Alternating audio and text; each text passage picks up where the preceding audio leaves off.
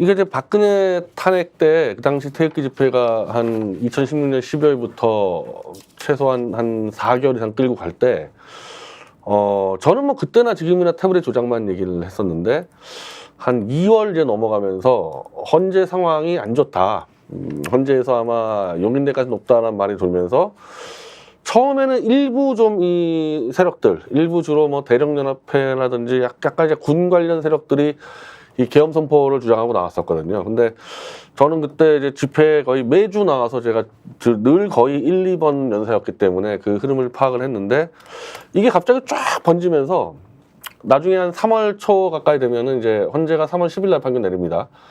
거의 진짜 그 상황에서는 참여하는 거의 모든 단체가 계엄을 요구를 하기 시작을 해가지고 그 요구는 뭐 누구한테 하고 있냐면은 황교안 권한대행에게 계엄을 선포해라 이런 요구를 했었고 거의 막판 갔을 때는 뭐 솔직히 저 하나 빼고는 거의 다 계엄을 요구를 했었던 전 그렇게 기억을 해서 제가 마이크를 잡고 아주 강하게 이 계엄론자들을 비판을 했던 게 계엄은 국회 과반 이제 표결로 정리가 될 수 있는데 과반이 이제 이 표를 던지면 계엄을 해제시킬 수 있습니다.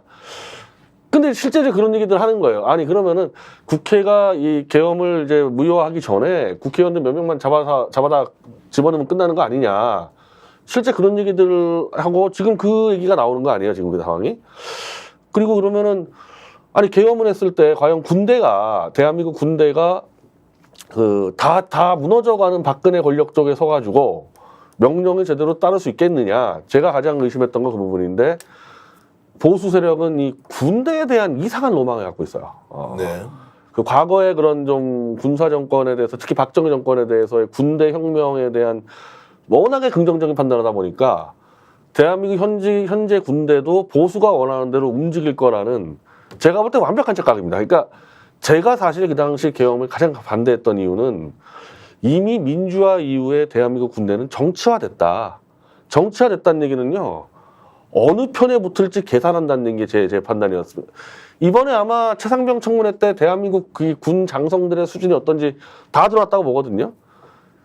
과거 보수의 그 로망이 깃든 군대든지 아니면 우리가 생각한 이상적인 군대든지 관계없이 이 별을 달고 있는 장성들은 정치적인 주판안을 튕겨서 누가 더 세냐 유리하냐에 따라서 움직일 거다. 그럼 예를 들면은 그 당시 박근혜 탄핵 때 만약에 황교안이 계엄령을 선포했으면요. 계엄군이 황교안의 말을 듣고 가지 않고 황교안이나 박근혜를 체포할 수도 있다. 저는 그런 식으로 이제 판단했고 지금도 저는 그 생각은 유효합니다. 그러니까 전체적으로 보수가 군대를 잘못 판단해서 계엄을 하면은 자기들이 원하는 데 통제할 수 있다 생각하는데 대한민국 군대는 그렇게 되지 않는다. 근데 사실 저는 그렇게 꼭 계엄까지는 좀 너무 나간 거 아니냐 이런 생각을 했는데 양문석 의원이 이런 얘기를 했더라고요.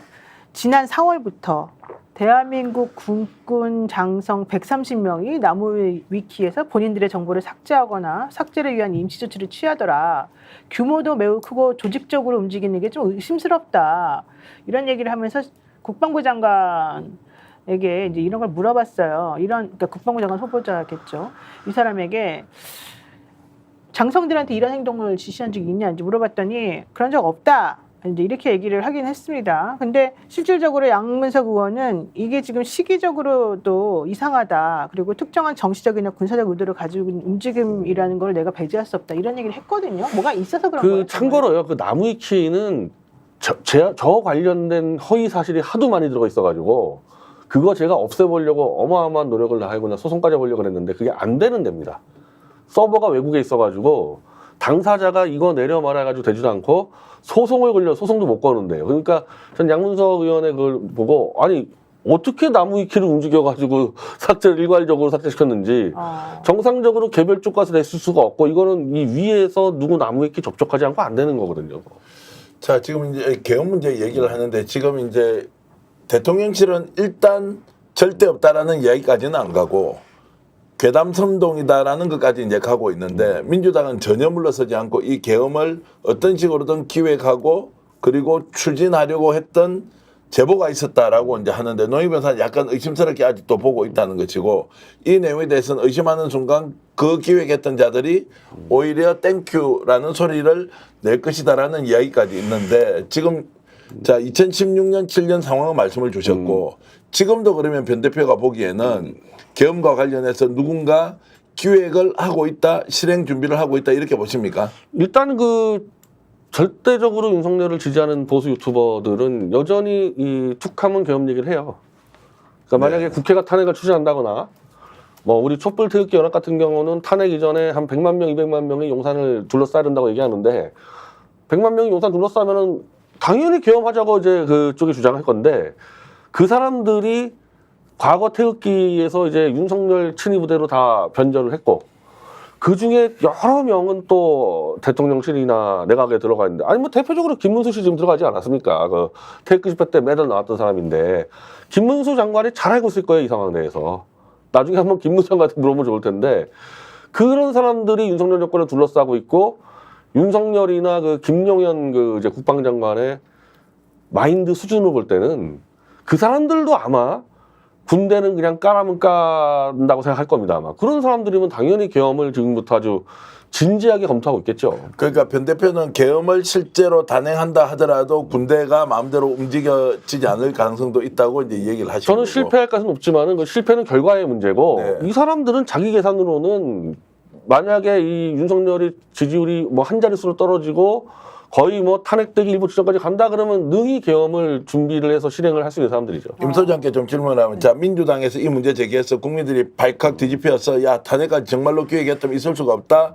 두 가지입니다. 일단 기획했다면 주저앉혀야 하고 혹시라도 없었는데 이렇게 얘기하는 것은 아예 예방을 해야 된다. 네. 이라고 이제 일단 이제 우리가 생각을 하는데 임 소장 보시기에 실제로 탄핵을 감행할 가능성이 계엄을 감행할 가능성이 있다 이렇게 보시는지요? 그러니까 이게 이제 지금 뭐 괴담이니 선동인이라는 게 이제 국민의힘 쪽의 반응인데요. 실제로 추미애 그 당시 대표가 2016년 박근혜 대통령 탄핵 그때 준비 과정에서도 계엄 이야기를 먼저 툭 꺼냈습니다. 그때 반응이 이거보다 더 격렬했어요. 말도 안 되는 소리 한다. 야당이 선동한다. 이런 괴담이다. 뭐 이렇게 얘기했는데 실제로 계획이 있었다는 게 우리가 문서로 증빙이 됐습니다.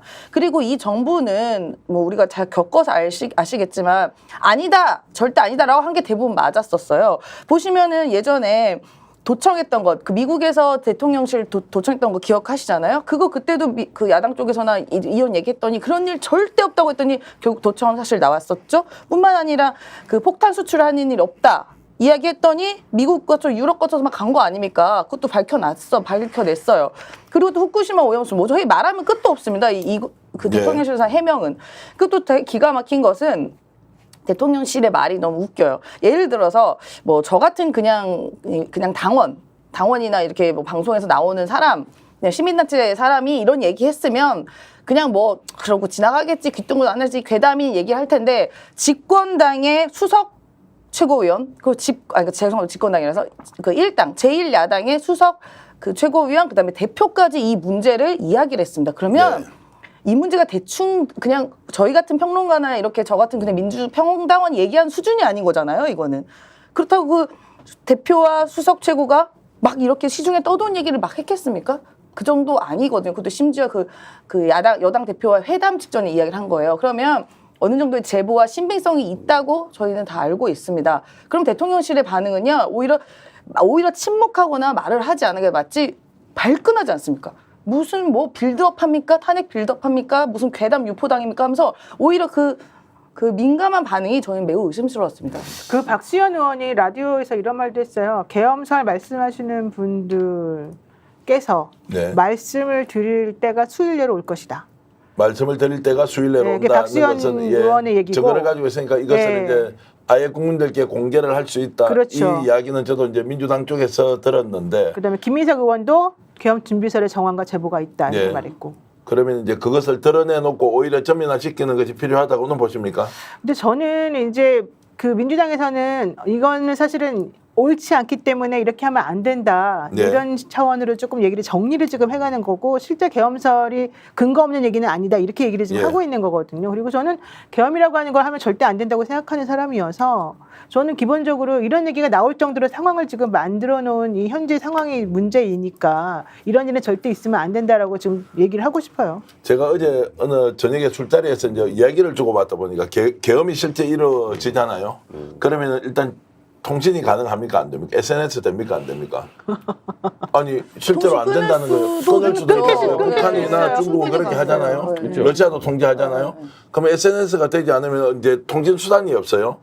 그래서 제가 어저께 이제 나왔던 아이디어 중에 하나는 이게 위성으로 바로 이제 뭔가 연결을 해서 우리가 소통을 할 수 있는 수단이 있느냐? 심지어는 전화기까지도 끊을 수도 있다. 그러면 모든 것이 차단된 상황에서는 당연히 유튜브 채널 할 수가 없는 것이고요. 온라인 통신망이 다 중단이 되는 상황에서 어떤 일이 벌어질지 모른다. 야, 거기에 대한 대안은 있는 거야? 이런 이야기를 불안해서 통제를 하기 시작하면 아무것도 할 수 없는 대한민국이 정말로 통신의 암흑천지가 된다. 이제 이런 이야기까지 어제 나오더라고요. 이제 그런 걸 보면은 계엄해서는 안 된다. 누구든지 얘기를 하지만 만약에 그런 상황이 왔을 경우에는 우리가 감당할 수 없는 수준의 재앙 속으로 빠져든다. 이제 이런 이야기를 할 수 있거든요. 변 대표. 저한테 뭐 그렇게까지는 계엄을 쓸 때 선포해도 저는 뭐 그렇게까지 아직 극단적으로 모든 민주주의 시스템을 파괴해가지고 윤석열이 다시 권력을 쥐고 저는 그건 어렵다고 봐요. 대한민국 군 시스템이나 또 대한민국 군대의 존재 이 방식이 또 미군하고 연합군이 있기 때문에 예전에도 이 군사학대 따랐을 때 전부 다 미군의 문제가 있었거든요. 결과적으로는 안 될 거라 보지만은 문제는 권력을 쥔 사람들은 지금 우리 그 대표님 말씀대로 계획은 하고 있을 거란 말이에요.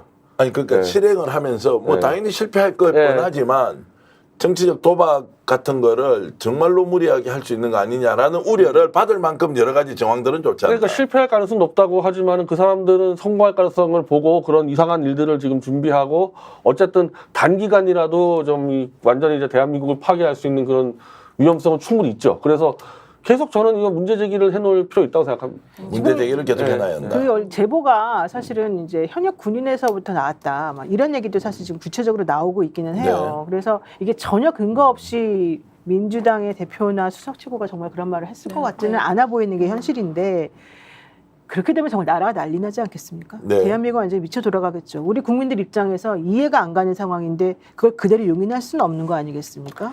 그 오죽하면 이제 이런 시나리오도 이제 상상해 볼 수가 있는 거예요. 이거 뭐 저는 이게 좀 최악이라고 생각하고 있습니다. 당연히 이렇게 안 되길 바라고 있고요. 일단은 갑자기 김용현 씨를 앉혔단 말이에요. 그럼 여기까지 이제 김민석 최고위원이 이야기한 겁니다. 김용현 씨가 앉혔고 대통령이 어느 날 갑자기 느닷없이 반국가 세력을 이야기를 합니다. 그러면서 뭔가 분위기를 조장을 해요. 그러니까 이게 뭔가 김건희 씨 감옥을 막기 위한 하나의 밑자락 아니냐라는 얘기를 이제 김민석 최고위원 여기까지를 얘기했는데요.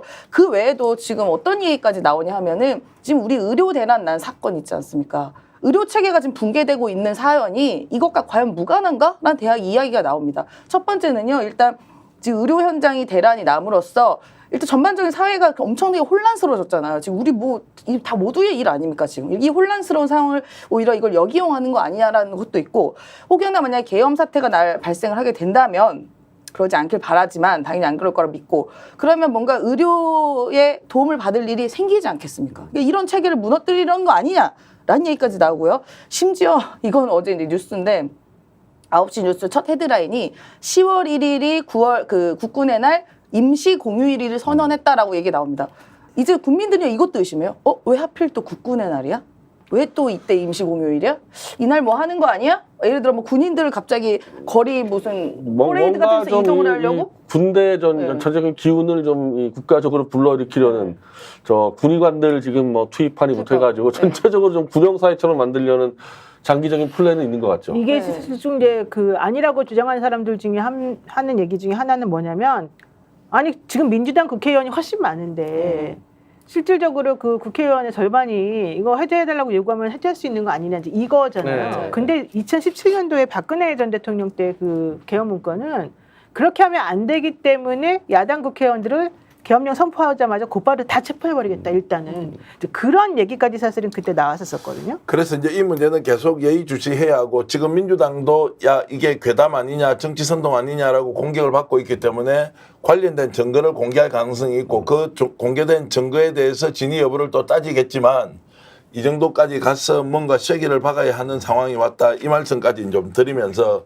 어쨌든 지금 변 대표의 이야기는 과거에도 지금도 이럴 가능성은 충분히 있다라는 말씀으로 그 한 저는 가지만 제가 예. 말씀드리면요. 윤석열 대통령이 가장 많이 챙겨본다는 이봉규 TV라는 유튜브예요. 네. 뭐 이틀에 한 번씩 계엄 얘기 계속 나오고 있습니다. 이봉규 지금도 TV에서 계속 계엄하라고 계속 나오고 있어요. 계엄하라고요. 계엄하라고. 그건 뭐 계엄을 수시로 나와요. 하면 국회 해산까지 해버리고 아예 그냥 계엄 상태에서 군인들이 국가 전체를 장악하고 운영하도록 한다. 예, 아까 말씀드린 보수는 군대에 대한 로망이, 이 군사정권에 대한 로망이 있기 때문에 거기에 대해서는 제가 소수파, 보수에서 소수일 정도였으니까 지금도 계속 보수 유튜버 보세요. 계엄하라고 계속 얘기 나옵니다. 그래서 지금 뭐 댓글로도 나 24님께서 글 주셨는데 이제 그 스타링크라고 들어보셨죠? 일론 머스크가 갖고 있는 인공위성으로 하면은 충분히 우리가 될 수 있다. 통신 인터넷 가능. 사용할 수 있다. 이제 이런 것인데 어제 제가 확인해 보니까 대한민국은 스타링크가 작동되지 않고 있다. 그리고 우크라이나 같은 데서는 실제로 이제 인터넷 통신이 다 되도록 일론 머스크가 지원하는데 그런 것들이 우리는 그냥 가능한 상태냐 아니냐 그러면 KT 통신망은 어떻게 되느냐 마냐 이 이야기가 이제 오간 이유가 혹시라도 계엄령이 선포가 됐을 때 통신이 완전히 마비가 될 수가 있다. 국가가 통제할 수 있다라고 했을 경우에 대한 가정이었는데 이 가정까지 정말로 말이 안 된다고 생각하시는 분도 있지만 그럴 여지도 없지 않다. 이런 말씀까지 좀 드리면서 오늘 의료 대란 문제로 바로 들어가 보겠습니다. 이제 야당에서 여야정 협의체를 만들어서 뭐 좀 해결을 해보자라고 했는데 대통령실이 아무 반응이 없습니다. 민주당 이재명 대표가 오늘 자 응급실이 있는 고대병원으로 갔는데요. 어떤 얘기를 했는지 직접 들어보고 얘기 본격적으로 나누겠습니다.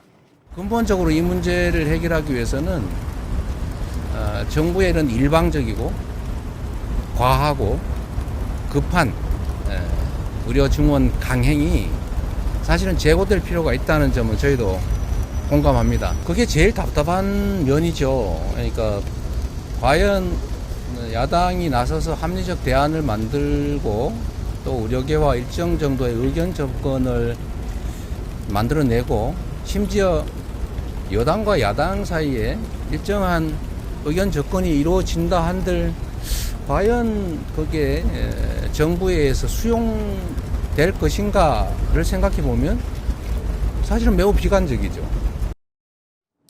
노영희 변호사에게 내가 단순화시켜서 질문해 볼게요. 어떤 합의안이 나오더라도 용산은 받아들이지 않을 것이다. 이렇게 생각하십니까? 네, 저는 용산은 절대 안 받아들일 거라고 생각하고요. 오늘 보건복지부 차관이 얘기한 게 저는 제일 충격이었어요. 응급이 아닌 환자가 응급실에 몰려드는 상황을 막기 위해서 경증 비응급 환자에게는 총 진료비 90%를 부담하게 하겠다. 이런 법안을 지금 정부에서 냈잖아요. 그러니까 사람들이 아니 경증인지 아닌지를 어떻게 합니까? 그렇게 물어보니까 이 차관이 하는 말이 의식이 있으면 경증이다. 이런 말을 했단 말이죠.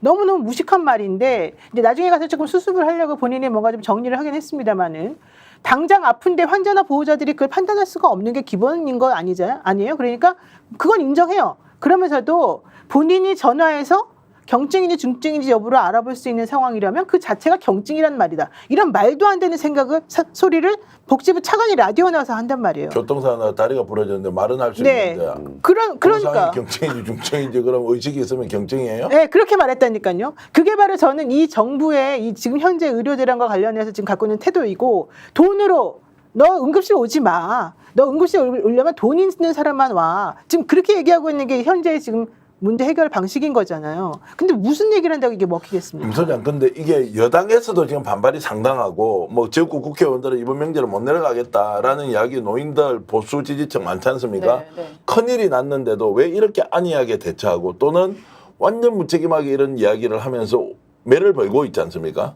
그러니까 결국은 이 대통령의 고집인 것이죠. 대통령의 고집. 그리고 국민의힘에 있는 의원들도 대통령을 이길 수 있는 그 기계가 없어요. 사실 그 본인들 지역구 그거는 어디 뭐 경기도든 강원도든 대구든 어디든 그 어디든 지역구에 있는 의원들 지금 몸살을 앓고 있을 겁니다. 왜 뭐하냐 당신들. 그런데도 불구하고 대통령을 찍소리 못한다. 그러니까 본인들이 캥기는 것이 많던지 아니면 대통령한테 뭐 은혜 받은 게 많은 건지 뭔지 모르지만 이렇게 잘못되어 가고 있는데 한마디 못하는 건 저는 진짜 비겁하다고 생각하고 있습니다. 그리고 아까 그 차관? 예, 박민수 차관. 박민수 차관 뭐 그럼 전화할 수 있으면요. 그러면 얼마 전에 돌아가신 분은요. 국가유공자분인가 직접 본인이 운전해서 병원을 갔어요. 그러고 병원을 못 찾아서 돌아가셨습니다. 그럼 이런 분들은 어떻게 할 거예요? 이분이 얘기한 것 중에 충격이 이거였어요. 중증은 거의 의식 불명 상태이거나 본인이 스스로 뭘 할 수 없는 마비 상태에 있거나 이런 경우다. 그렇지 않고 열이 많이 나거나 배가 갑자기 아프거나 어디가 찢어져서 피가 많이 난다고 해도 이건 경증이다.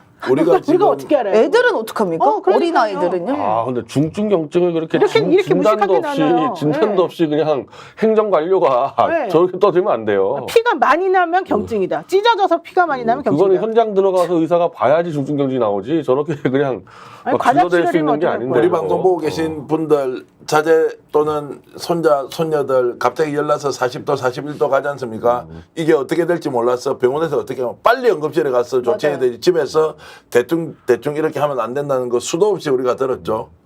자, 그런 것 때문에 응급실을 찾는데 지금 차관이 하는 인식은 정말로 어처구니가 없고. 아니 집에서 경증인 줄 알고 가만히 들어놓다가 다음날 악화되는 경우가 얼마나 많은데 그럼요. 그러니까 병원 가라고 늘 우리가 홍보하지 않았던가요? 보건복지부에서? 그렇죠. 큰일 난다는 거였잖아요. 자, 그런데도 이제 이런 인식을 하고 있는 자 대통령실 또는 지금 한덕수 국무총리가 했던 이야기가 또 뭡니까?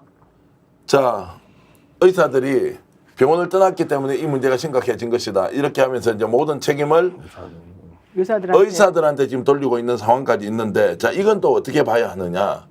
자, 대통령실과 국무총리와 보건복지부 장차관은 한 목소리를 내고 있습니다.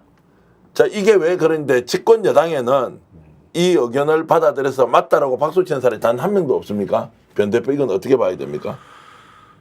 아, 이게 이 여당 의원들도 예를 들면 이명박이나 박근혜 때 같은 경우 일정 정도 야당의 의견에 동조해서 바꿔낸 부분들이 좀 있어요. 잘 찾아보면은.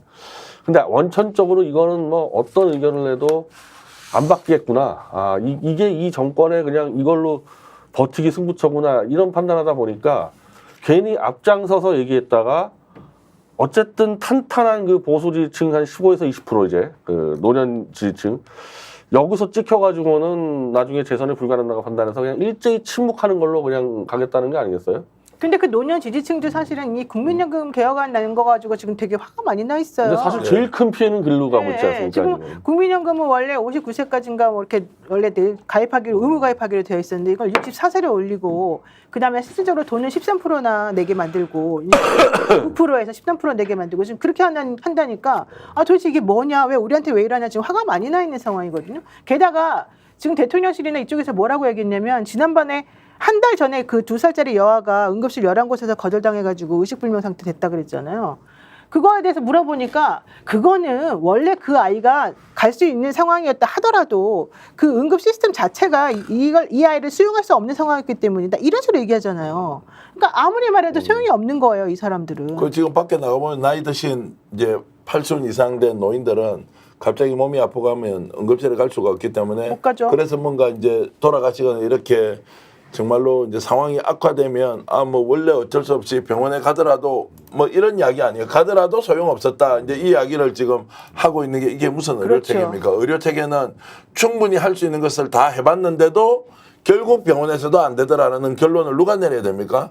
의사와 그리고 그 환자의 가족들이 내려야 하는 것을 예단해서 이미 아무것도 아닌 일처럼 하면 병원을 차라리 없애줘. 뭐 죽든 살든 그거는 인생사 운명 소관이고 개인 소관인데 왜 이렇게 하느냐 이런 질문을 이제 할 수밖에 없는 것이고요. 지금 이제 명절로 이렇게 다가오면은 훨씬 더 상황이 심각해지는 거 맞죠, 임시현 소장? 그렇죠. 이제 우리가 이동을 많이 하다 보니까 당연히 그러면서 추석이나 명절 때 교통사고가 많이 발생하고요. 네. 또 미리 가서 뭐 그 선산 가가지고 뭐 풀 뽑는 작업 등 이런 걸 할 때 사고가 또 많이 난다고 하더라고요. 그러다 보니까 크고 작은 사고가 발생하면 당연히 휴일이니까 빨간 날 아닙니까? 그러면 네. 바로 갈 수 있는 병원이 없으니 당연히 응급실을 가는 것이고 응급실 가는 게 보통 한 1.5배 많다고 해요. 명절 때요. 그런데 지금 이렇게 난리가 나고 실제로 대학병원이나 이런 곳은 운영을 추석 때 중단하는 곳이 지금 속수무직이 나오는데 그럼 어떡합니까? 그래서 지금 부모님들이 그런데요. 지방에 계신 부모님들이 내려오지 말라고. 예. 그냥 가만히 어디 가지 말고 있어라. 괜히 사고 나고 아프면 갈 데 없다라고 부모님이 먼저 이야기한다고 합니다.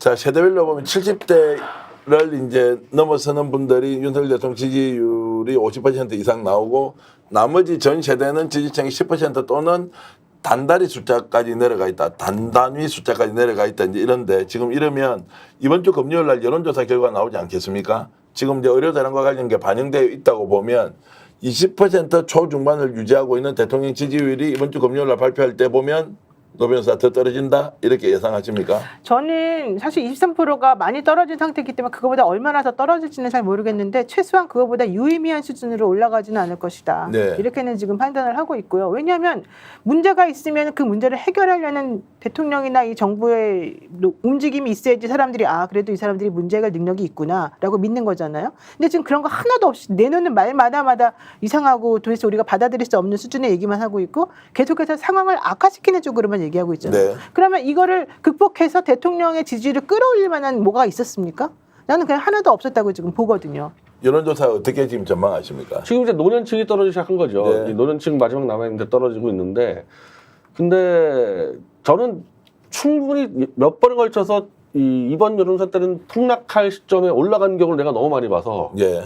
또 여론조사에서 막 또 세무조사에서 협박하고 그래가지고 모르겠어요. 예. 이제 결집을 할 수 있을 이게 것 그냥 또 어떤 식으로 또 올려버릴 수 있어요. 여론조사를 믿지 않기 때문에 저 국내 이 회사들 자체가 실제로 협박을 하고 압력을 넣고 있으니까요. 여론조사 협박하고 기관에? 압력을 네, 넣는다는 게 무슨 그런 게 아 그때 그 압수수색도 하고 예. 뭐 세무조사 들어가고 몇 번 했었거든요. 그때 여론조사 폭락했을 때. 네.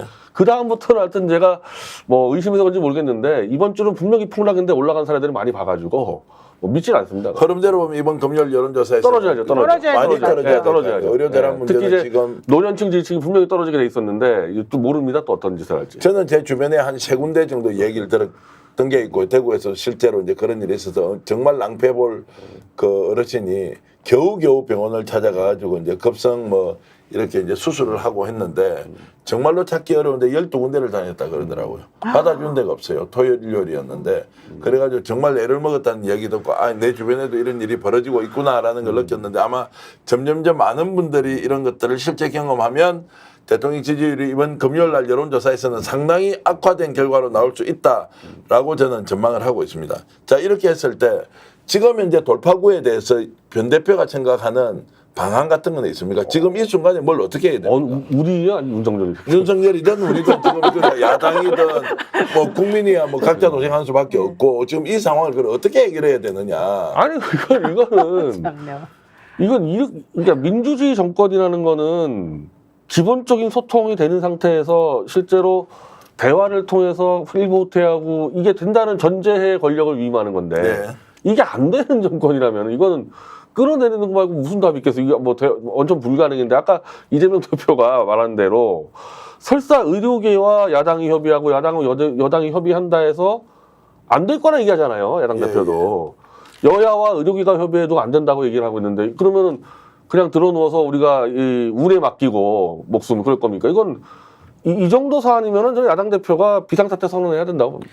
아니 이거 진짜 되게 중요한 말인데요. 우리 그 비봉사님이랑 큐님이 벌초하지 마세요 이러는데 이번 아, 출장이 그래? 벌초하면 안 돼요. 왜냐면 벌한테 쏘이면 어떻게 됩니까? 네, 예. 응급실도 못 가는데 그러다 진짜 죽을 수도 있어요. 뱀이 나오면 어떡합니까? 와, 물리면 큰일인데. 정말로 참. 그 기계 쓰다가도 좀 잘못될 수도 위험하잖아요. 있고 위험하죠. 경운기든 뭐든 주간에 거기 가서 또 이런 거 하지 마시고요. 그냥 아무것도 하지 마세요. 그리고 교통사고 나면 어떡합니까?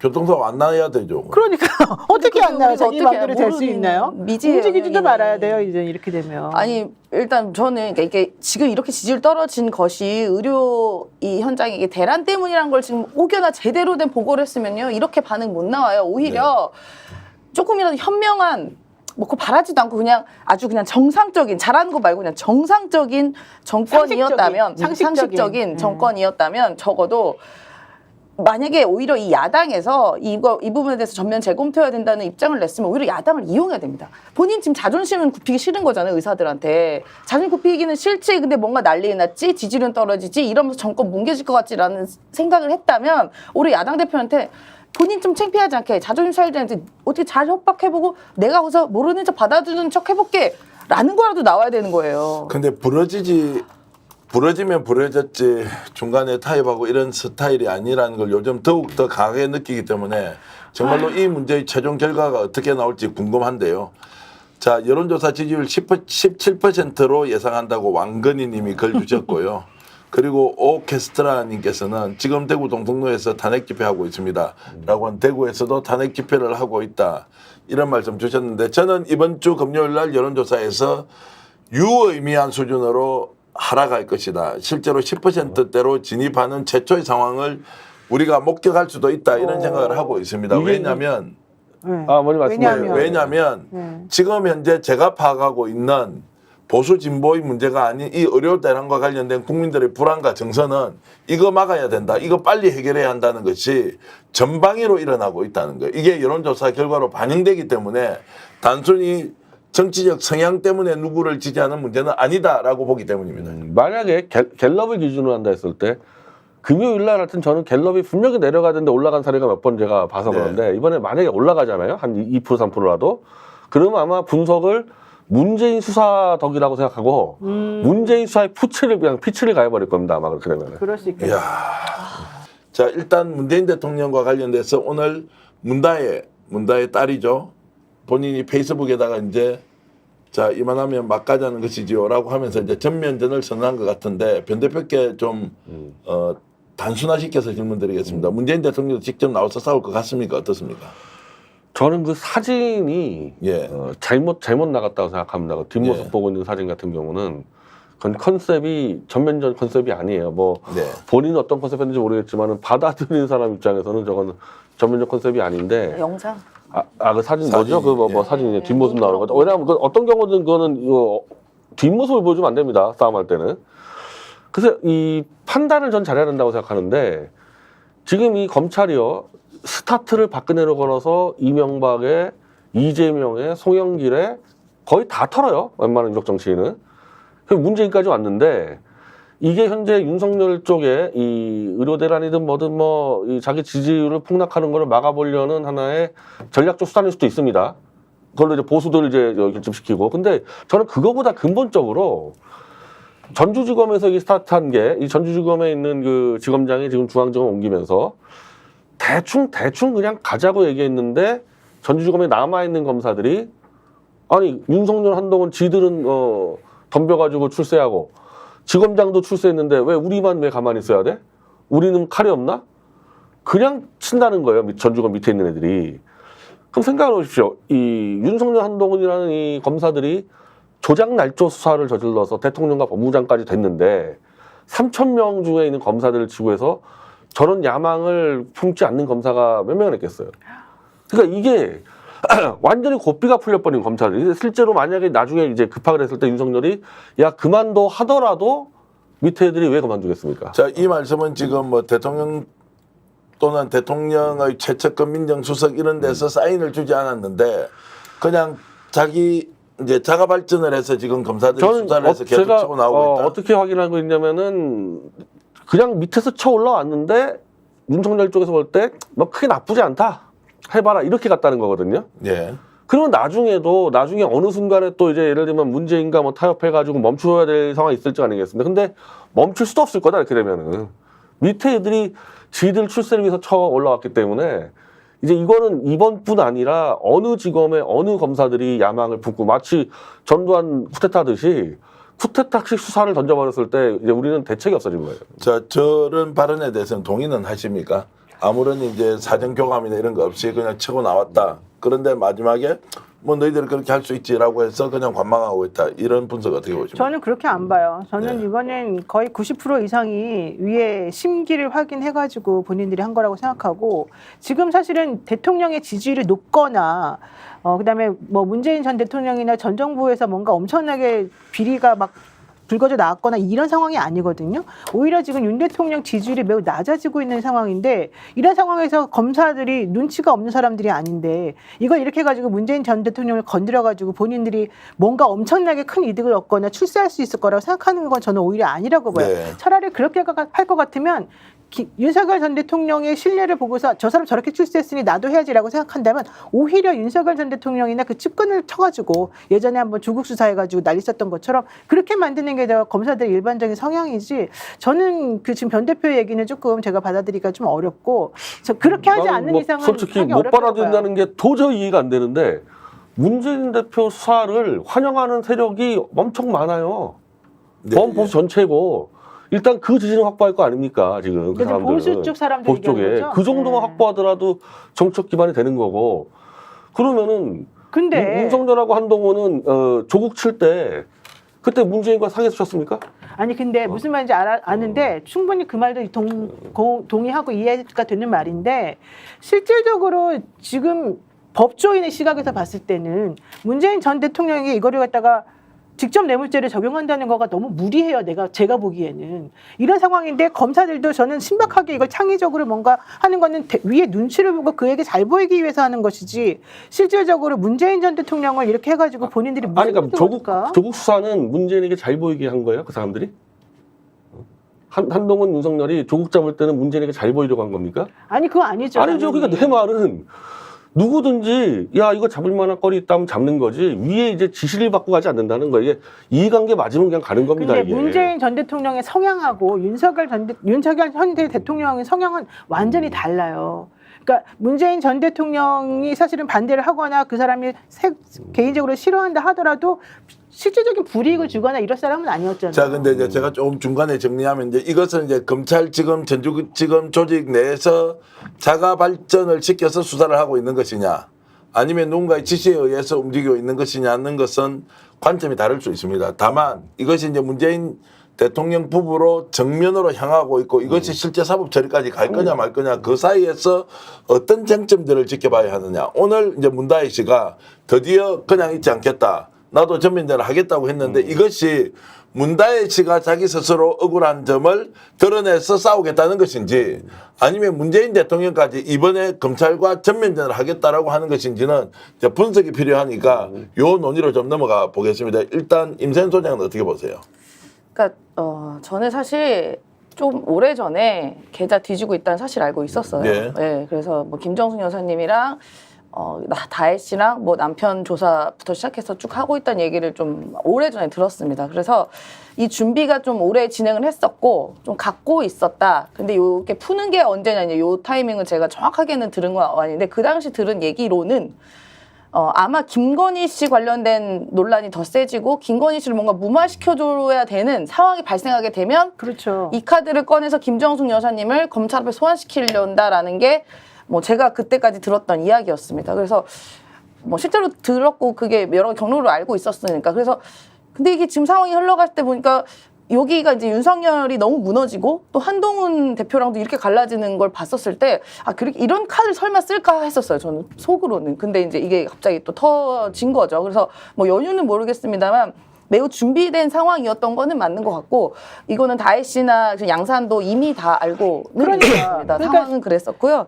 근데 다만 이제 저는 이것도 있는 것 같아요. 지금 어쨌든 뭐 그 문재인 대통령도 민정수석도 하셨고 또 법률가이기도 하고 본인 스스로도 그리고 이제 대통령을 하셨기 때문에 윤석열에 대한 갖은 정보와 비리들은 누구보다 많이 갖고 계실 겁니다. 네. 아니 그러니까 지금 이제 이 문재인 전 대통령을 공격한 이 칼날이 왜 지금 갑자기 붉어졌느냐 네. 사람들이 분석할 때 지금 대통령이 위기에 몰렸다. 지지율이 계속 떨어지고 있다. 게다가 지금 국면 전환을 위해서는 문재인이라고 하는 큰 카드를 써가지고 사람들의 시선을 그를 돌려야 된다. 그래서 이번에 나온 거다라는 얘기가 있잖아요. 네. 근데 그런 거를 예를 들면 전주지검에 있는 그냥 그 검사들이 그냥 생각해가지고 우리끼리 알아가지고 할래 대통령이 우리한테 시킨 것도 아니야 라고 하면서 할 것 같지는 않다는 게 제 생각입니다. 아니 그걸 그렇게 칼같이 나오지 말고 다 이해관계가 맞는 거. 전주지검의 네. 검사들과 윤석열 이해관계가 맞는 거죠. 이해관계가. 그러니까 이미 이상직이 전주에서부터 지금 몇 년째 털리고 있습니다. 그래서 이상직이 네. 비리를 다 갖고 있고요. 저는 솔직히 이상직이 과연 2억 3천만 줬겠냐 이 전체적인 이 받은 거에 비하면 그걸 아마 다 받고 있을 겁니다. 네. 그럼 그거를 터트리는 과정에서 윤석열이 오케이 했겠죠 당연히. 예. 근데 제가 말씀드리고 싶은 거는 이미 윤석열 한동훈이라는 자들이 대통령과 법무장관 된 이상 그 전국의 어느 검사들이라도 기회만 오면은 칼 가지고 칠 생각을 하게 돼 있다 이거는. 자, 그래서 이제 지금 문다희 씨는 그렇게 해서 전면전을 하겠다고 하는데 문다희 씨가 어떻게 전면전을 하는 것에 대해서 우리가 관심을 가지고 그것이 뭐 억울함을 호소하는 것이든 아니면 기자회견을 하는 것이든 어떤 것이든 그것은 일단 문재인 대통령과 관련이 있다 하더라도 문재인 대통령이 전면에 나서지 않기 때문에 그다지 주목을 받을 가능성이 없는데 제가 이제 변 대표께 여쭤보고 싶은 것은 자, 문재인 대통령이 이제 이 시점에 실질적으로 이 문제를 해결하기 위해서는 어떻게 해야 하느냐. 저는 일단 지금까지 이 당한 사람들을 보면요. 자기 것만 방어하다가 지금 다 당하고 있습니다. 자기 것만 방어하다. 이재명 대표부터 해가지고 사실 박근혜 이명박까지 하는 건데 이미 이제 다 드러났어요. 최소한 이재명 소형길 수사까지 왔을 때 보면 이건 뭐 검찰들의 조작날 줄 아는 게 거의 다 드러나고 있는 상황에서 저는 문재인 대통령이 이미 그때 발언했어야 한다고 생각하는데 네. 침묵하지 않았습니까 그때. 이제 자기까지 털리게 돼 있습니다. 그럼 여기서 만약에 문재인 대통령이 나만 억울하다 했다 하는 순간은 이건 뭐 아마 뭐 큰 비극을 맞게 될 거고 본인이 키운 사람입니다. 윤석열 대통령은 본인이 이 검찰총장 중앙지검 해가지고 본인이 집권 시 윤석열이 정말 무고한 사람들을 변희재까지 포함해서 조작 수사해서 다 감옥에 집어넣었어요. 보수 200명을. 저는 문재인 대통령은 이 시점에서 이제 이거에 대한 전체적인 책임을 지는 자세로 나와야 됩니다. 자, 내가 잘못 임명했다 이 사람은 여기까지 나와서 다른 억울한 사람 문제까지 풀어야 되지 뭐 문다에 나와서 우리만 억울해요? 그럼 저도 그거는 용납 못해요. 그런 식으로 나오면. 근데 문재인 전 대통령이 그런 식으로 예를 들면 내가 윤석열을 믿은 게 잘못이다. 내가 그 당시에 인사를 잘못했다. 이렇게 말할 것 같지는 않고 실질적으로 문다혜 씨가 얘기하는 거는 그냥 정면 승부 해보겠다. 근데 이 정도일 것 같아요. 왜냐하면 지금 문 대통령의 전 사위 의혹과 관련해가지고 남부지방 법원에서 증인신문을 이제 공판점 증인신문 하나 한다는 게 이게 바로 그 신 씨라고 하는 예전에 그 문재인 대통령 일가를 이제 그 관리했던 뭐 그 분이 나와서 한다는 거거든요. 근데 실질적으로 그 사람이 나와가지고 예를 들면 지금 검찰에서는 그 사람이 매우 중요한 사람이고 그 사람이 문다혜 씨와 관련해가지고 여러 가지 문재인 전 대통령의 직접 뇌물 수수와 관련 뭐 연결시킬 수 있을 만한 상황까지는 증언해 줄 거라고 생각하는 것 같아요. 네. 근데 제가 봤을 때 절대 그럴 수 있는 사실관계가 없어 보이고 현실적으로 그 사람이 증인신문을 오히려 하게 되면 저는 오히려 이 상황에서는 더 정면 승부하는 것으로 이게 나올 가능성이 많다고 생각하거든요. 그래서 지금 좀 그들이 뭔가 매우 착각하고 있다. 저는 그렇게 생각하고 그 사실관계 없이 감옥 간 사람 천지입니다. 윤석열에 의해서 천지예요. 천지. 윤석열 검찰총장 윤석열에 의해서 예. 사실관계 없이 감옥 간 사람 천지입니다. 자, 그래서 지금 이제 노영희 변호사가 봤을 때 이제 문재인 대통령 이 문제에 대해서 어쨌든 본인과 본인 배우자 김정은 역사 문제까지 갔잖아요. 어떻게 해야 돼요, 지금? 그러니까 현실적으로는 저는 변 대표 말하는 것처럼 본인이 예를 들면 여기 상황에서 이게 너무 억울하고 이 말도 안 되는 상황에 대해서 내가 떳떳하게 한번 좀 해보겠다. 예. 당신이 말하는 것 자체가 법례도 안 맞고 예. 나는 이런 것에 대해서 그동안 내가 점잖게 가만히 있었지만 예. 사실 이제는 그렇게 하면 안 되겠다고 생각한다. 이렇게 예. 선언을 해주는 게 맞다고 봐요. 자, 어쨌든 나서야 된다는 네, 거죠. 그런데 지금은 안 그럴- 친구로 그런데 안 그럴 것 같다는 일반하고 거죠. 예. 안 할 것 같다. 네, 그렇게까지 안 할 것 같다는 거죠. 그러니까 이게 이제 굉장히 논쟁적인데 자, 민주당에서는 오늘 태스크포스 팀을 만들어서 이 문제를 이제는 이재명 당대표의 문제나 문재인 전 대통령의 문제나 이거 지금 그냥 넘어가서는 안 된다. 이제 보지 않았느냐라고 했습니다. 자, 조국 혁신당의 조국 대표조차도 이 문제는 그냥 넘어가서는 안 된다라고 했는데 그 영상 잠깐 보고 얘기 이어가겠습니다.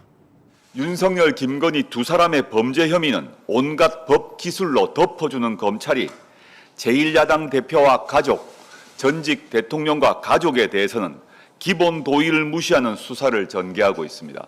전직 대통령의 딸의 집을 압수수색합니다. 조만간 딸을 검찰청 포토라인에 세우겠죠. 윤석열 대통령의 지시 아래 했는지 아니면 알아서 충성했는지 알 수 없지만 국면 전환용 수사입니다. 추석, 명절, 밥상에 윤석열, 김건희 대신 다른 이름을 올리기 위한 기획 수사입니다. 영화 친구 대사를 빌려서 한마디 하고 싶습니다. 고마해라. 많이 묻다 아이가. 아니, 조국 전 대표 말이 맞는 게요. 실제 중앙일보에서 기사가 나왔어요. 네. 문다혜 씨 추석 직후에 불러가지고 소환할 것이고, 그다음에 문재인 전 대통령 부부도 불러가지고 대주 수사하겠다 이렇게 나오긴 했어요. 지금 조국혁신당 조국 대표의 말에 변 대표의 이야기, 노영희 변호사 이야기가 반반씩 들어가 있습니다. 어떤 경우이든 아니, 결국에는 추석 밥상에 올려서 수사하겠다라고 하는 것은 정치 보복이다 이렇게 이제 규정을 했습니다. 아니 근데 저는 저런 식으로 하면 안 된다는 게 예. 그러니까 문재인하고 이재명만 억울하다 이렇게 나오면 안 됩니다. 예. 윤석열이 억울하게 사람들 잡아들일 때 조국 교수 민정수석이었어요. 예. 그 부분까지 저는 같이 따라야 되지. 예. 자기들이 윤석열 쓸 때는 수사 잘했고 우리 수사만 잘못했다. 지금 거의 그렇게 나가고 있거든요, 민주당이. 이것 때문에 계속 당하고 있다는 겁니다, 이거. 자, 그 말씀은 이제 지금 변희재 대표가 지금까지 일관되게 이제 주장했던 것이고 또 현실 정치인에게서는 그것까지 하면은 이게 논점이 또 희석되니까 어쨌든 지금 현상만 가지고 이렇게 이제 하고 있는데 그래서 지금 이제 민주당이 태스크포스 팀까지 만들어서 일각에서 나오는 자, 검찰의 수사가 친문과 친명을 갈라치게 하기 위한 하나의 방책이다. 이거 알고 제대로 대응해야 한다고 하면서 자, 그리고 문재인 대통령 그리고 이재명 대표 좀 더 나오면 송영길 변희재 쭉 이어지지 않습니까? 이렇게 해서 전선을 연결시켜야 형성할 되죠. 가능성이 전혀 없다. 이렇게 또 아니 볼 그러니까 수도 제 없는 말은 거 이제 아닙니까? 그걸 할 수 있냐 없느냐 따라서 예. 검찰과의 싸움 이기냐 지냐 결정날 겁니다. 예. 그걸 못 타넘고 하여튼 우리만 억울하다고 얘기하는 순간에 저는 그거는 국민 과반 이상은 아마 동의가 안 될 거예요. 근데 설득력이 있는 이야기입니다. 어쨌든 억울하게 당한 사람 다 모여서 전면전 하자라고 하면은 노희 변호사 타당한 거 아닙니까? 사실 저는 그게 이 정부가 그동안에 보여줬던 이 검찰을 좌지우지하면서 편향적으로 행동했던 것에 대해서 이제는 더 이상은 참을 수 없다. 결연히 우리가 떨쳐 일어나서 국민들하고 같이 한번 여기 대응해보자. 네. 이게 맞다고 봐요. 네. 그리고 그렇게 해주면 정말 좋겠어요. 근데 성향상 그분들이 그렇게 할 것 같지가 않다는 예, 예. 거죠. 자, 그러면 이것도 이제 검찰 조사 수사할 때만 이렇게 반짝했다가 또 시간이 지나고 국민들이 좀 망각하고 나면 그냥 그대로 지나치고 넘어가 버린다. 아니 근데 그렇게까지는 아니고 네. 민주당에서 지금 사실은 전열을 좀 가다듬고 있고 네. 문재인 전 대통령의 성향이 저는 소극적이고 그렇게 예를 들면 본인이 지금 의심받고 있는 상황에서 그렇게 나서가지고 하면 내가 너무 명구스럽다 내지는 내가 오해받을 수 있다 이런 것 때문에 오히려 더 그러는 것 같고 실제 본인이 뭘 잘못해서라기보다는 그래서 오히려 그렇게 움직이지 않을 가능성은 있지만 오히려 민주당에서는 이걸 좀 전면전으로 내세워가지고 국민 저항운동 같은 걸 좀 시작하려는 준비를 하고 있는 걸로 알고 있거든요. 그래서 오히려 민주당에서 조금 더 움직일 가능성이 크다 이렇게 지금 보는 임찬 거죠. 소장 할 말 많을 것 같은데 오늘 굉장히 침묵의 모드로 지금 계속하고 있는데 이게 좀 민감합니까? 친문, 친명 문제도 있고 검찰 수사에 대한 해석도 다르고 이게 송영길 대표, 변희재 대표까지 이어지는 억울한 탄압의 이제 희생자들의 죽이 있지 않습니까? 네. 자, 이거 어떻게 풀어가야 됩니까? 그러니까 뭐 어떻게 좀 조심스럽긴 해요. 사실 예. 또 전 문재인 정부 청와대 있었기 때문에 제가 잘도 모르면서 자칫 잘못 얘기하면 그게 또 어느 불똥이 튀게 되면 또 그게 다 안 좋은 상황이라서요.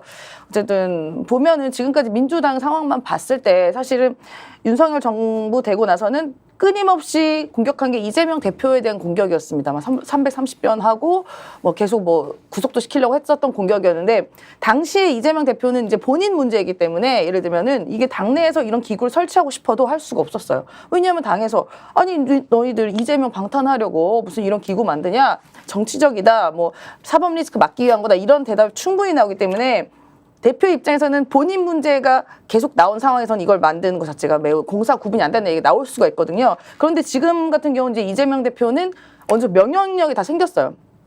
이 국민들이 이 수사에 대한 면역력이 생겨서 만약에 또 수사하고 이러면 아이고 그래 뭐 만병 통치약이냐 이재명 대표가 이런 단계가 왔기 때문에 지금 조금 그 부분에 좀 자유롭긴 합니다. 그런데 이제 갑자기 이 문재인 대통령 건이 느닷없이 터졌고 그 시기가 매우 교묘하단 말입니다. 윤석열 정권이 매우 지금 안 좋은 나락으로 가고 있고 김건희 씨 막 불거지고 지지율 떨어지고 김건희 씨에 대한 비판 너무 높고 이때 딱 꺼낸 시기도 매우 불편하고 또 마치 친명이랑 친문이랑 사이 안 좋은 거 아니야? 라는 식의 이간질 같은 게 들어있기 때문에 오히려 더 자신 있게 이 문제는 전직 대통령에 대한 과도한 이런 수사와 이런 부분은 우리가 당에 나서서 조사를 하겠다.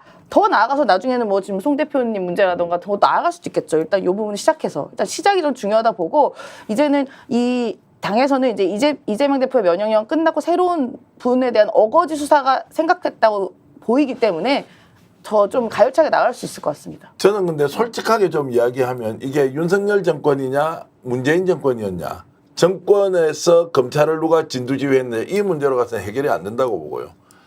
어떤 검찰이었느냐 윤석열 검찰 그리고 지금도 윤석열 검찰로 보면 검찰의 피해를 받은 모든 사람이 한 목소리로 억울하다면 저는 연대해야 되는 게 맞다고 생각합니다. 크기 때문에 우리는 혼자하고 전직 대통령이기 때문에 혼자하고 그러다 보면은 결국 전면전을 할 수 있는 중요한 힘들을 모을 수가 없다는 거죠. 중요한 게 뭡니까? 이 검찰이 전 정권의 검찰이든 현 정권의 검찰이든 하고 있는 어떤 악행이나 행위에 대해서 보고 있는데 야 이것은 나니까 괜찮고 저거는 나 일이 아니니까 남 일이다 이렇게 가서는 저는 곤란하다고 보는 것이고요. 그 김승원 저 법사위 간사가 예. 그 김영철 청문회 직전에 최순실을 부르겠다 그랬습니다. 예. 최순실이 나가겠다고 선언해가지고 최소한 태블릿 PC는 위증과 조작이었다 해서 부르겠다 선언하고 이 홈페이지를 만들어서요.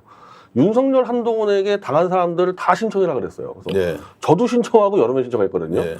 그거 다 어디 갔습니까? 그거 그냥 다 덮어버리지 않았습니까? 그러니까 아까 우리 대표님 말씀대로 딴 놈이 당하고 있을 때는 박수 치던지 모른 척하다가 내가 당할 때만 억울하다 해가지고는 검사 세력과 못 싸운다는 겁니다. 그렇게 해가지고. 그러니까 그게 이제 결국에는 당하는 똑같은 패턴으로 누구든지 당할 수 있다는 거예요.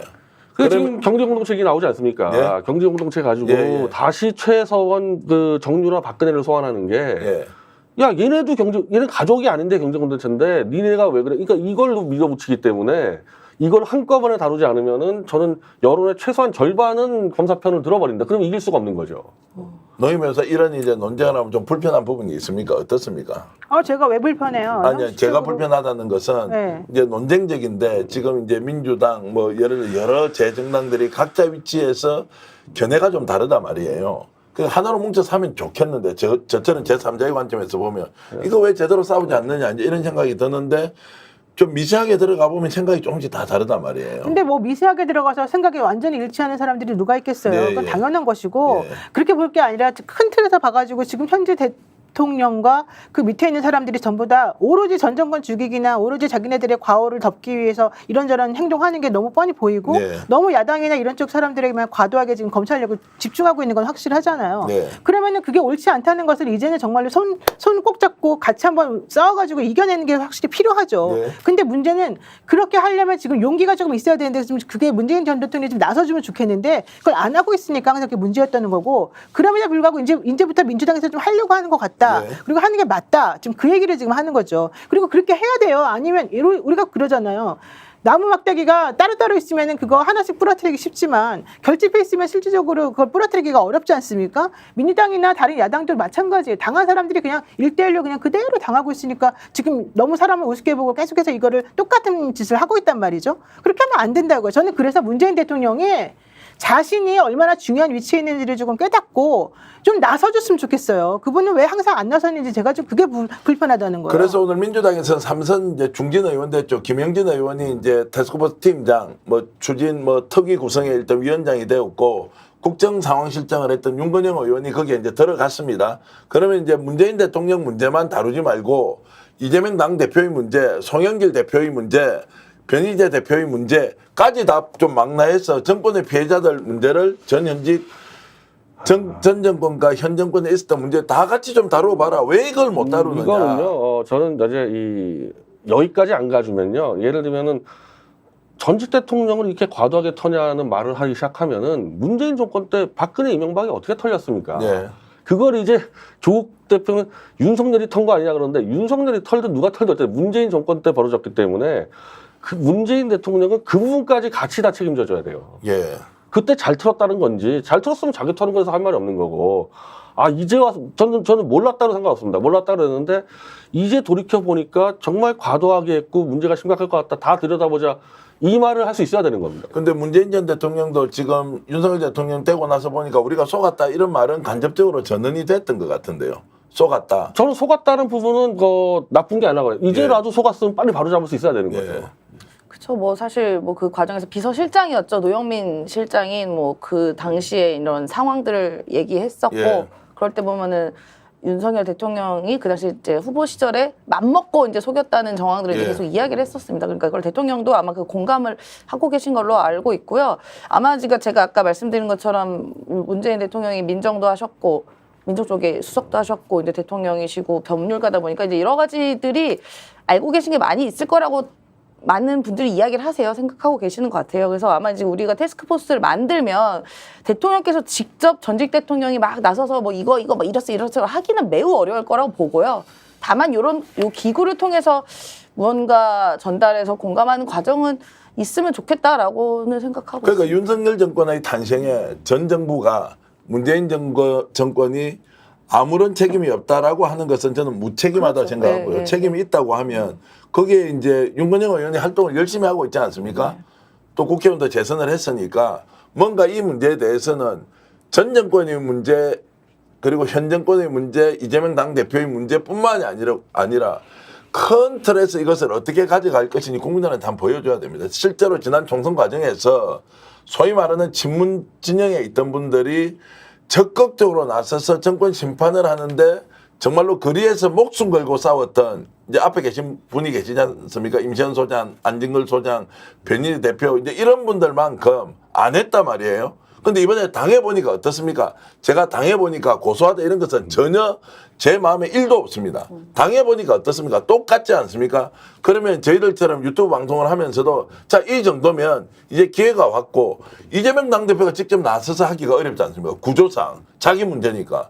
그러면은 문재인 대통령이 이렇게 고초를 치르고 있는 상황에서 자, 당 내에서 특위를 만들어서 한다고 하면 이제 본때를 한번 보여줘야 될 때가 됐다. 결재 해제의 차원에서 그렇죠. 이런 말씀을 좀 꼭 드리고 싶은 겁니다. 저는. 맞습니다. 그러니까 제가 현실적으로 말씀을 드리는 게 저는 문재인 전 대통령이 그 본인이 이 집권했었을 때 개인적인 욕심을 부리거나 이러지 않았다고 생각하고 그런 거는 괜찮다고 생각하는데 문제는 부동산 문제하고 세금 문제하고 그다음에 이 윤석열 대통령을 임명해가지고 인사 관련해가지고 전부 다 조금 잘못했다고 생각하거든요.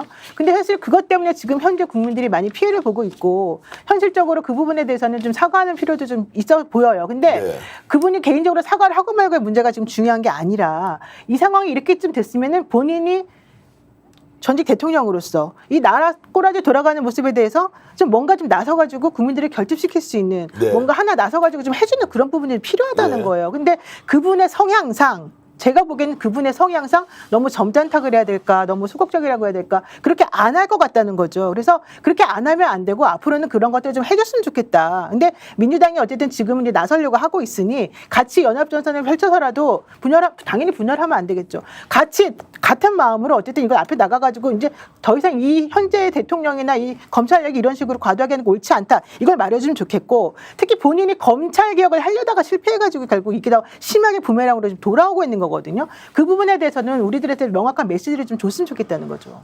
하여튼 저도 뭐 동의하고요. 이런 부분은 지금은 결자 해제 차원에서 윤건영 의원이 정말로 국회 재선 의원으로서 친문을 대표하는 정말 선량으로서 활동을 제대로 해주길 기대하겠습니다. 그 참고로 저는 이 검사들이 이렇게 준동을 하는 데 있어서 민주당의 검사 탄핵이 거의 참패로 끝나고 있거든요. 네.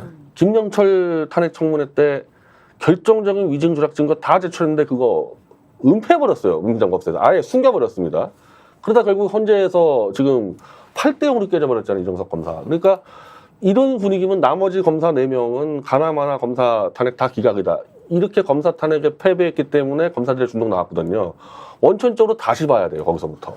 자, 송영길 전 대표하고 변희재 미디어워치 대표 고문이 이런 상황에서도 가세연이 그리고 민경욱 전 의원이 불법 정치 자금 받았다고 또 올 고발 기자회견을 했습니다. 아, 내일입니다. 내일 고발 기자회견을 오전 하는데 10시에. 예. 그 말 좀 잠깐만 해주시죠. 2020년 총선 때 이 자유한국당이 그때 100석 정도로 참패를 하니까 가세연에서 이건 부정선거라 그래가지고 지역구 하나당 6천만 원의 재건 표명이 된다. 그래서 한 100여 개 이상을 한다고 60억을 걷어버렸어요. 맞아. 그래서 그 60억을 걷어서 후보자들에게 나눠줘서 재건 표성을 진행시키겠다 그랬는데 선관위가 제동을 겁니다. 이거 정치자금법 위반이다. 낙선한 후보자가 정상적인 자기의 정치자금을 해야지 왜 가용석 김세희가 모은 돈을 쓰냐 그래가지고 주면 안 됐는데 음성적으로 준 것들이 막 드러나 버렸죠. 그래서 김세희는 이 녹취가 공개가 됐는데 125명에게 자기가 재건표명을 뿌려가지고 이거 걸리면 다 죽는다고 하는 녹취가 나왔고 민경욱에 대해서는 날짜까지 특정해가지고 6월 15일 날 오후 몇 시에 압구정동 로데오 거리의 커피숍에서 돈 2천만 원을 돌돌 말아서 전달했다라고 아예 특정이 됐고 민경욱은 그걸 받았다고 인정을 했습니다. 그래서 이게 이른바 이 자유한국당 국힘의 전신인 돈봉투 사건인데 소영길 대표 쪽의 돈봉투 사건은 검찰의 기소를 다 인정해도 총액이 한 6천만 원이고 국회의원 20명이 선거자금 활동자금을 한 200만 원씩 나눠본 건데 이거는 총액이 60억입니다. 60억에 100여 명의 이 후보자들이 최소 6천만 원씩 나눠 먹은 사태니까 원래 정치 자금은 많이 먹은 쪽을 더 세게 조사해야 되는데 그 당시 총선 때도 제가 선관위에 신고했었는데 그때 중앙지검장이 윤석열이었습니다. 가용석과 윤석열이는 완전히 깐부 사이입니다. 그래서 덮어버렸습니다, 윤석열이. 근데 이번에 다시 녹취가 드러나서 소영길 대표하고 제가 내일 오전 10시에 재고발을 하는 거죠. 스픽스는 말하는 언론입니다. 대세는 유튜브, 그중에서 스픽스. 좋아요, 댓글, 구독, 알림 설정. 여러분이 저희를 사랑해 주시고 우리가 여러분을 사랑하는 4가지 방법입니다.